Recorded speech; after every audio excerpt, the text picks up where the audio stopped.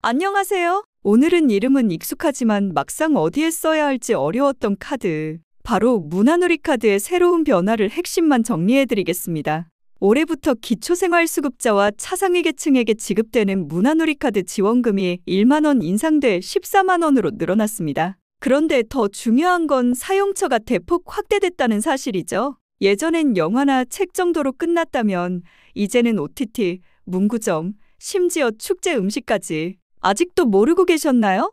이젠 실생활에서도 쓸 수 있는 실속형 복지카드로 완전히 바뀌었다는 사실. 그래서 오늘 이 영상에서는 꼭 아셔야 하는 핵심 내용 총 4가지를 알려드리겠습니다. 첫째, 올해 달라진 지원금. 둘째, 확장된 사용처. 셋째, 아직은 아쉬운 점들. 그리고 넷째, 놓치기 쉬운 꿀팁까지 4가지로 나눠서 차근히 알려드릴게요. 이 영상 하나로 올해 14만 원, 잔액 하나도 안 남기고 알차게 쓰는 방법을 확실히 알 수 있습니다. 중간중간 놓치면 안 되는 꿀팁도 준비되어 있으니 끝까지 함께 해주세요. 마지막에는 요점 정리와 함께 제가 직접 신청하고 문의하면서 느낀 점도 솔직히 전해드리겠습니다. 먼저 첫 번째, 올해 지원금 얼마나 늘었을까? 2025년부터 문화누리 카드는 연 14만 원으로 상향됐습니다. 작년보다 1만 원이 늘어난 금액이에요. 지원 대상은 기초생활수급자, 차상위 계층 분들 중 6세 이상이면 신청 가능합니다. 올해는 2월 3일부터 발급이 시작됐고 11월 28일까지 신청할 수 있다고 해요. 이 사업은 문화체육관광부와 한국문화예술위원회가 주관하고 NH농협이 실제 카드 발급과 관리를 맡고 있다고 하죠. 신청 방법은 2가지인데요.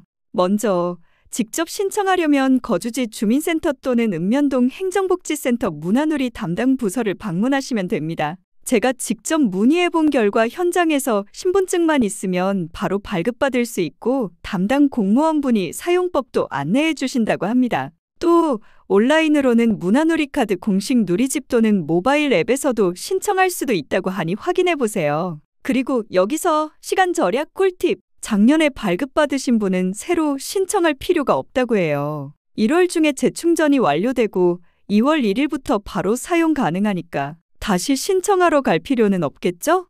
그래도 재충전이 안 되셨다면 담당 부서에 문의해보세요. 댓글에 공식 누리집과 앱 링크 넣어 두었으니 함께 확인 부탁드려요. 실생활에 얼마나 유용한지 궁금하지 않으세요? 저는 이 부분이 제일 궁금했습니다. 바로 전해드리려고 해요. 2번째, 올해 가장 큰 변화, 바로 사용처 대확장 소식입니다. 이전에는 책, 영화, 공연처럼 전통적인 문화생활 중심이었다면 올해부터는 실생활 쪽으로 사용 범위가 크게 넓혀졌습니다. 이제는 교보문고나 영풍문고, 알라딘 같은 대형 서점에서도 쓸 수 있고 알파문고나 드림디포, 화방처럼 문구나 미술용품을 파는 매장에서도 사용이 가능하다고 해요. 기존처럼 영화관이나 전시관, 박물관에서도 가능하고 야구, 축구, 농구, 배구와 같은 스포츠도 관람할 수 있다는 사실. 또 넷플릭스 같은 OTT 서비스 결제도 가능한데요. 하지만 여기서 주의하실 점. 유튜브 프리미엄은 2025년 5월 7일부로 사용 불가로 변경되었다고 하더라고요. 게다가 일부 지역 축제에서는 음식이나 지역 특산품을 살 때도 쓸 수 있다고 하는데요. 예를 들어 전주 한옥마을 축제에서는 비빔밥을, 강릉 커피 축제에서는 커피나 디저트를 문화누리 카드로 결제할 수 있는 부스가 생겼다고 합니다. 단 축제는 지역별로 사용 가능 여부가 다르니 방문 전 문화누리 카드 사이트나 전화로 확인하시는 게 좋습니다. 저는 이 변화가 정말 반가웠어요. 이제는 문화생활이 곧 일상 속 즐거움이 됐으니까요. 집 근처 문구점에서 손주 학용품을 사거나 가족이랑 예능 한 편 보는 것도 이제는 충분히 문화생활이 될 수 있습니다. 하지만 이런 변화에도 불구하고 부족한 부분이 많은 것이 현실이죠. 그래서 3번째로 아쉬운 점을 함께 나눠보고자 해요. 문화누리 카드와 관련된 기사나 유튜브에 달린 댓글 보셨나요? 식재료나 생활용품을 사고 싶다는 의견이 가장 많더라고요. 저도 이건 꼭 필요한 부분이라고 생각해요. 하지만 아쉽게도 현재는 일반 마트나 식당에서는 사용할 수 없다고 해요. 다만 지역 축제나 행사 부스에서는 예외적으로 가능합니다. 위치나 건강상의 이유로 축제, 행사에 참여하지 못하는 분들은 이 기회를 놓쳐버리겠죠. 문화는 결국 삶의 질과 연결되는 부분이니까요. 앞으로는 이런 생활 필수 항목까지 포함되면 너무 좋을 것 같아요. 책이나 공연도 물론 좋죠. 마음을 찌우는 양식이니까요. 하지만 식생활과 여가 그리고 가족과 보내는 시간도 문화의 필수 요소라고 생각합니다. 아쉬운 마음을 뒤로하고 이 문화놀이 카드를 조금이라도 더 유용하게 사용할 수 있는 방법을 알려드리겠습니다. 다음은 네 번째 사용 꿀팁에 대해 말씀드리겠습니다.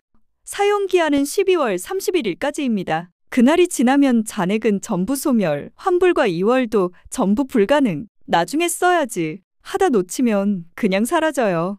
14만 원이 아주 큰 돈은 아니지만 이런 혜택 놓칠 수 없겠죠? 여기서 실무 팁 하나, 제가 농협 고객센터에 확인해 봤는데요. 문화놀이 카드는 12월 31일 밤 12시까지 사용은 가능하지만 연말 이용자 몰림으로 결제 지연이 있을 수 있다고 합니다.